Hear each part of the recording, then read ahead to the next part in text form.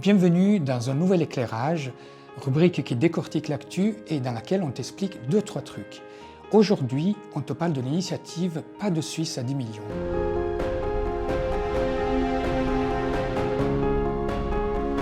Cette initiative est portée par l'UDC et sera soumise au vote populaire au courant de l'année 2026.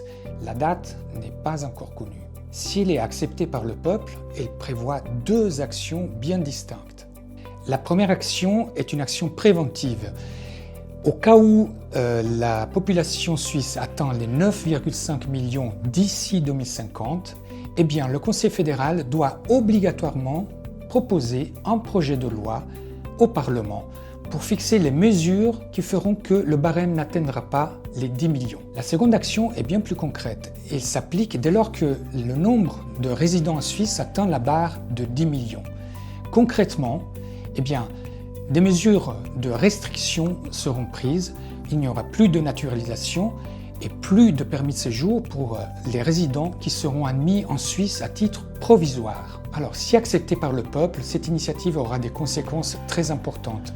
Des conséquences surtout sur le front du droit international, un droit qui fixe et qui protège des choses comme le droit à l'asile, le droit au regroupement familial, le droit de s'établir et de travailler légalement dans le pays. Entre parenthèses, il faut encore ajouter un élément très important, c'est que l'UDC, dans ce cas-ci, utilise un argument qu'il n'a jamais défendu au Parlement. C'est l'écologie. En gros, l'UDC dit vouloir préserver les ressources naturelles du pays en plafonnant le nombre de résidents dans le pays. Enfin, l'initiative, et c'est là peut-être le point le plus important, attaque le monde du travail, le droit du travail aussi, puisque en résiliant le droit de circuler librement, on fait tomber toutes les protections des salaires, des bonnes conditions de travail. Suite à quoi, évidemment, qu'une main-d'œuvre corvéable à merci pourrait se substituer à celle qui aujourd'hui existe dans le pays et qui est protégée par un ensemble de droits et de lois. Le danger, c'est le retour de statuts de travailleurs qui sont des statuts discriminants, comme celui des saisonniers. Voilà, tu sais presque tout sur cette initiative.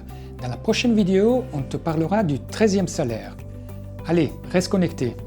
À la prochaine.